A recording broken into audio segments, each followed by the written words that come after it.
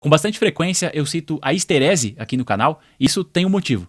Dentro da elétrica e da automação, a histerese é um conceito bastante utilizado, seja na hora de configurar um controlador, por exemplo, onde a histerese é desejada, ou na hora de descrever um fenômeno que muitas vezes é até indesejado. A histerese é um conceito amplo e difícil de explicar em poucas palavras, e por isso eu nunca pude me aprofundar tanto em vídeos onde esse não era o tema principal. Então hoje eu vou falar especificamente sobre a histerese em diversos conceitos, porque ela tem diversos significados diferentes, apesar de se conectarem de alguma maneira, mas existem em contextos diferentes, a histerese significa coisas diferentes. E eu vou trazer exemplos para melhorar a didática, eu vou trazer exemplos dentro desses contextos. Se você gosta desse tipo de conteúdo, já se inscreve no canal, ativa o sino para receber as notificações e ser avisado quando novos vídeos como esse forem postados. E por favor, comenta também e já deixa o like, porque assim você me permite continuar gravando aqui para o canal. Pessoal, a histerese pode ser algo desejado, em que você vai lá no seu controlador de temperatura, no seu pressostato, no seu controlador de corrente, por exemplo, e ajusta um valor de histerese desejado. Equipamentos que têm alarme de nível máximo e mínimo normalmente têm alguma histerese, alguma possibilidade de configuração de histerese, ou tem uma histerese fixa também.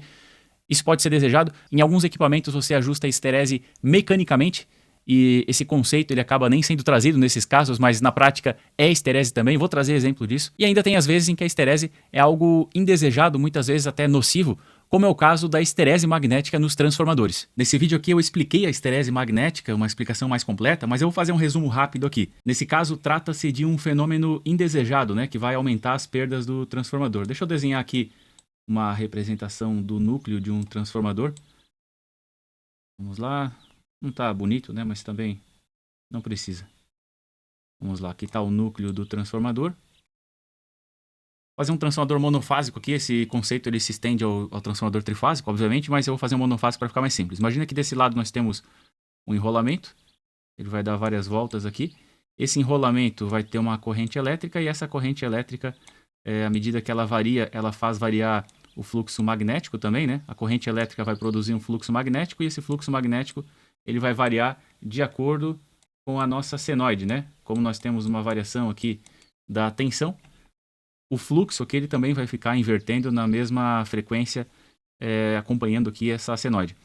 Se pegar o material aqui, vamos pegar um ponto aqui e aproximar esse ponto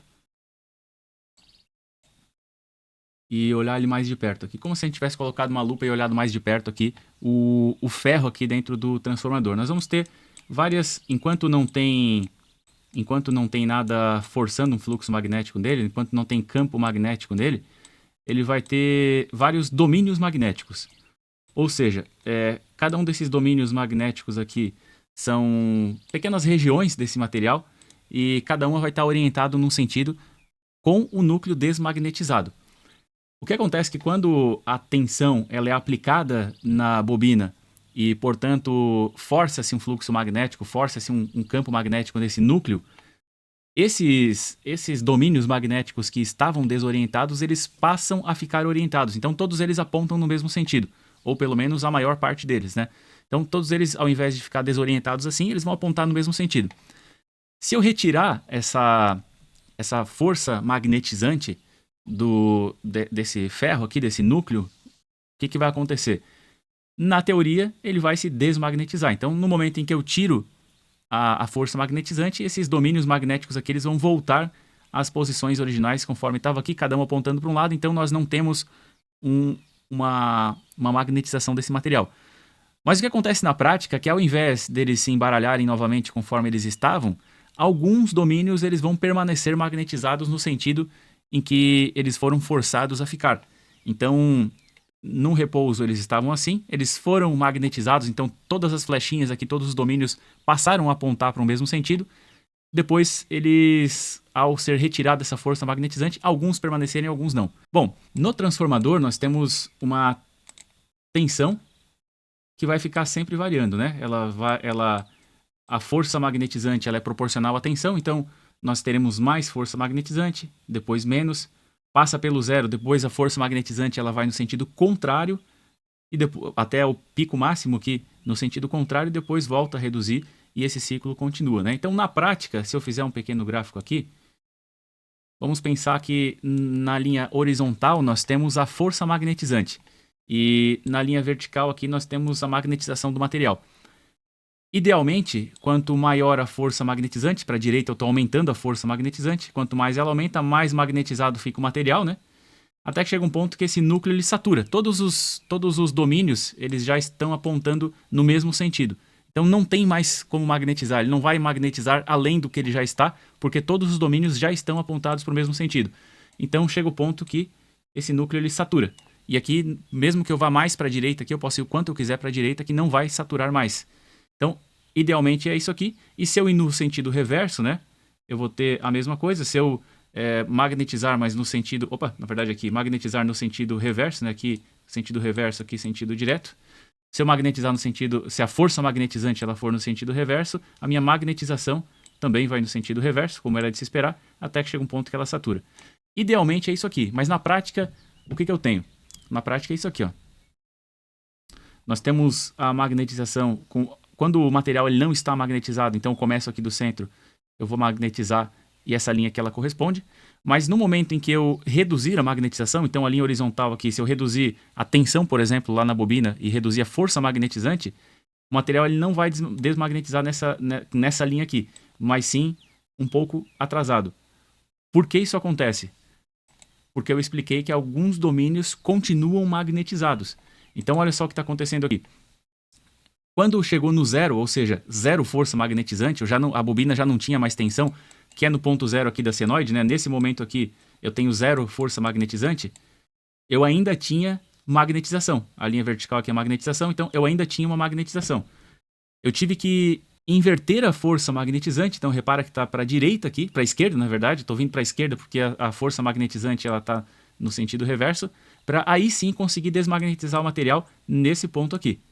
Então tive que aplicar uma força magnetizante no sentido reverso para poder desmagnetizar. E depois o material vai magnetizar normalmente até saturar. Então aqui é normal, só que ao invés de começar no zero, começou aqui. O mesmo acontece agora para magnetizar no outro sentido. Então estava saturado, né? Eu começo a desmagnetizar, mas isso acontece com algum atraso. Não vai acontecer nessa linha aqui, que seria o ideal, né, que eu tinha mostrado inicialmente. Então vai acontecer com algum atraso, porque eu também vou precisar aplicar uma força desmagnetizante no sentido contrário, né? Na verdade, uma força magnetizante no sentido contrário para desmagnetizar. E esse ciclo se fecha aqui, então.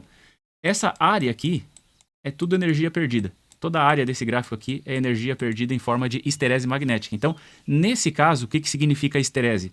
Graficamente falando, é uma diferença entre a linha ideal aqui e a linha do que realmente acontece. Mas na prática, a esterese é um atraso no material para ele se magnetizar e depois para ele se desmagnetizar, principalmente para se desmagnetizar, né, pelo fato de alguns domínios eles continuarem orientados, mesmo que a força magnetizante tenha sido removida.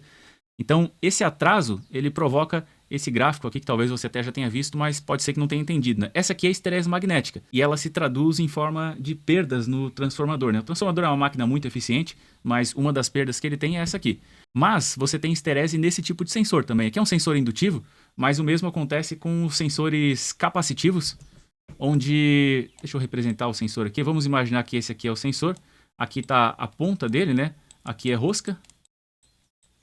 Aqui o fio. E ele vai ler uma peça aqui. Aqui nós temos uma peça. Então, olha só. Esse é um sensor com uma distância sensora X. Não importa, não interessa. Para que o sensor ative a saída, nós temos um transistor aqui que vai fazer o seguinte, né? Quando ele lê a peça, ele vai a nível alto. Vai permanecer em nível alto enquanto a peça for detectada. Depois, quando a peça sair do campo de detecção, vai a nível baixo e fica em nível baixo, né? Então, é como se nós tivéssemos um contato nesse sensor e esse contato ele se fecha no momento em que a peça ela chega perto, né? Se for um contato aberto, né? Entre aspas, contato, não é contato, é um transistor. Mas enfim, quando que o contato, entre aspas, vai fechar ou quando que vai para nível alto aqui? Quando chegar dentro da distância sensora do sensor. Então, vamos imaginar que a distância sensora é X e essa caixa, essa peça aqui, né? Ela se aproximou dentro dessa área de detecção. Então, vai a nível alto. Quando que vai desligar? Quando sair de perto? Não, porque o sensor ele também tem esterese. E o que é esterese no caso do sensor? É uma área, é uma distância, é a diferença, na verdade, entre a distância de detecção e a distância em que ele deixa de detectar. Então, olha só, vamos supor que seja distância... Vou colocar valores aqui, né? Vamos supor que seja 8 milímetros. Então nós temos uma distância para detectar, e para sair da detecção, por exemplo, poderia ser 10. Estou chutando aqui, né? Poderia ser 8 para detectar e 10 para ele deixar de detectar. Então a esterese nesse caso são esses 2 milímetros aqui, em que ele pode estar detectando ou não, né? Por que ele pode estar detectando ou não? Porque se a caixa ela está se aproximando e chegar nesse ponto de esterese aqui, ele não vai detectar. No momento em que detectou, agora eu posso me afastar e até que eu saia dessa área de esterese aqui, ele não deixa de detectar. Então o sinal fica em nível alto quando chega na distância mínima aqui, e ele só vai para nível baixo aqui quando eu sair, quando eu afastar mais do que a distância máxima. Então esses de 8 para 10 eu tenho 2 milímetros, essa seria a esterese. No caso do sensor, é uma esterese que pode ser prejudicial, pode não ser, é algo que não é necessariamente desejado, não é algo controlável, que eu não consigo configurar a esterese nesse caso, é um fenômeno que acontece. A esterese magnética no transformador é algo indesejado, é algo que se busca reduzir e algo que atrapalha em todas as circunstâncias. Essa esterese aqui não necessariamente vai atrapalhar, né? Ela impede, por exemplo, uma flutuação muito grande aqui, ela impede que fique uma pulsação aqui na saída quando a caixa esteja perto da distância de detecção, mas não tão perto assim. Então, evita que essa saída fique oscilando, né? Então, a esterese, nesse caso, ela pode ser benéfica, como pode não ser também. Se você quer uma resposta mais rápida desse sensor, ela pode também prejudicar. Mas então, nós tivemos um exemplo negativo, um exemplo aqui que pode ser positivo, mas tem um outro caso que eu gostaria de citar, como, por exemplo, na boia. Na boia, a esterese é desejada, mas ela não é tratada como esterese. Nesse tipo de boia aqui, nós temos esse contrapeso, e esse contrapeso, à medida que você afasta ele, você aumenta a esterese, e à medida que você aproxima ele da boia, você diminui a esterese. Qual que é o funcionamento desse tipo de boia, né? Nós temos um nível, deixa eu fazer de azul aqui nesse caso. Nós temos um nível de água, por exemplo, aqui. E nós temos a boia que vai estar vindo de fora desse reservatório. Ela vai estar pendurada aqui. O contrapeso vai estar nesse ponto aqui mais baixo, né? Sempre o contrapeso ele acaba afundando mais, então ele vai estar no ponto mais baixo. E a boia vai estar aqui. Se eu afastar o contrapeso, eu diminuo a inclinação da boia. Esse contrapeso, a posição dele fica fixa, porque esse cabo aqui ele vai estar preso na ponta do reservatório, né? Então o que vai se mover é a boia aqui. Então ela pode vir para baixo. E eu vou ter, deixa eu desenhar tracejado aqui, acho que vai dar para entender bem. Então a posição dessa boia ela varia entre inclinada para cima e inclinada para baixo. Repara que se eu trazer esse contrapeso para trás e aumentar essa distância entre o contrapeso e a boia, eu vou ter uma variação de nível maior para conseguir construir o mesmo ângulo aqui, né? Repara que eu tenho um ângulo aqui, um ângulo bem grande, e se eu aumentasse esse cabo para conseguir esse mesmo ângulo aqui para ativar a boia, eu teria que ter uma variação de nível muito grande. Então, essa variação de nível para a boia ligar e desligar, ela também é esterese. Ela não é tratada assim nesse caso, porque você não configura, mas não deixa de ser esterese. E no momento em que eu trazer esse contrapeso bem pertinho da boia, com qualquer pequena variação de nível, ela já vai inclinar o suficiente para fazer o motor ligar ou desligar, né? Dependendo da circunstância e do modo de controle. Então, na boia, apesar de não ser tratado dessa maneira, não deixa de ser uma esterese, você consegue ajustar a esterese mecanicamente. Então, já trouxe o conceito de esterese magnética, esterese no sensor, a esterese aqui na boia, e agora eu quero citar a esterese no relé de nível. A esterese no relé de nível é similar ao que acontece com a boia, só que ao invés de ajustar a distância, aqui você vai ajustar a posição. Então, nesse caso, você também não configura a esterese através de um menu, por exemplo, dentro do controlador. Você configura a esterese através da posição dos eletrodos. Então, imagina que eu tenho o eletrodo de referência aqui embaixo, né? Ele vai lá para o meu relé de nível.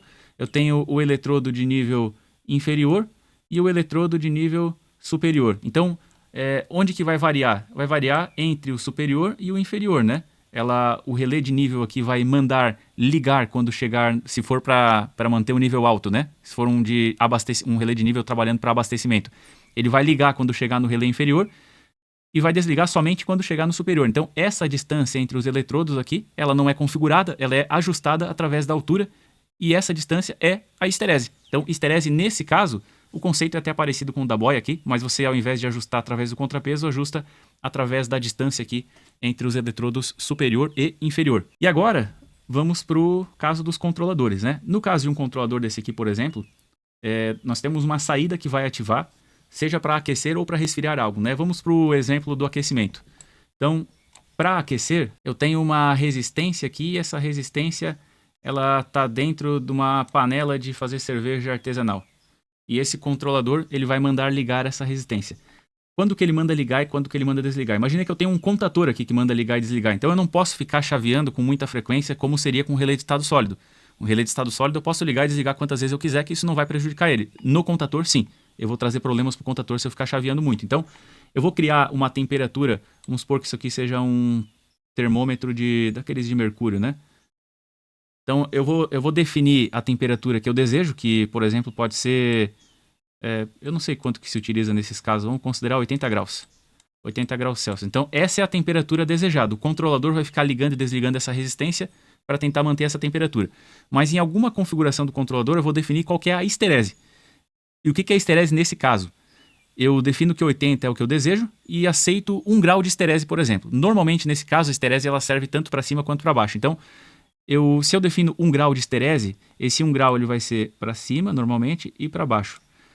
Então, o controlador aqui, como é para aquecimento, ele vai ligar somente quando eu estiver 1 grau abaixo, que seria com 81 nesse caso, né? 81. Quando chegar a 79, né? 81 é para desligar depois. Então, com 79 ele manda ligar e depois com 81 ele manda desligar. Então, a esterese nesse caso é a diferença entre o ponto em que ele liga embaixo e desliga depois. É similar ao que acontece com um relé de nível, só que ao invés de eu posicionar alguma coisa aqui, de fazer algum ajuste mecânico, eu vou configurar no controlador a esterese. Então, se for 1 grau só, eu tenho essa diferença aqui, né, de 79 para 81. Dependendo do caso, eu vou precisar de uma esterese maior. Então, a vantagem de ser através de um controlador assim é que eu consigo definir através de um parâmetro de uma forma muito simples, né? Poderia colocar 5 graus, então ele ligaria com 75 e desligaria com 85. Seria adequado a diversos tipos de processo, né? Talvez não o exemplo da cerveja, mas para outros casos com certeza seria viável sim. E nesse mesmo contexto do controlador de temperatura, vai servir para pressostato, que vai mandar ligar e desligar um compressor, por exemplo, para que ele não fique ligando e desligando muito, né? Então você cria uma faixa de valores, um valor um pouco abaixo para ligar o compressor e um pouco acima para desligar depois. Serve para controles dos mais diversos, inclusive para controle de corrente, né? Tem um amperímetro aqui com saída de controle. E nesse amperímetro aqui é possível configurar esterese também para que a saída dele, a saída relé, ela ative com uma determinada corrente e desative com outra mais baixa, né, ou mais alta. Daí tudo depende do equipamento que você está escolhendo aqui. Mas nesse contexto, então, a esterese serve para evitar muitos acionamentos consecutivos. Pessoal, se você gostou desse vídeo, por favor, deixa o like, comenta o que você achou. Se você aprendeu algo novo, por favor, deixa um comentário, me ajuda demais aqui a continuar gravando para o canal. E se quiser adquirir material elétrico, todos esses que foram mostrados e muitos outros mais, acesse o site da Brasiltec, você vai estar contribuindo para o meu trabalho, vai estar adquirindo produtos originais de qualidade. Não se deixe levar, não compre materiais somente pelo preço, apesar de que a Brasiltec vende muito barato, mas você consegue comprar no site da Brasiltec, consegue adquirir produtos originais com baixo custo. Então acessa lá, se você compra esse tipo de produto, acessa lá que você vai estar contribuindo para o meu trabalho aqui também.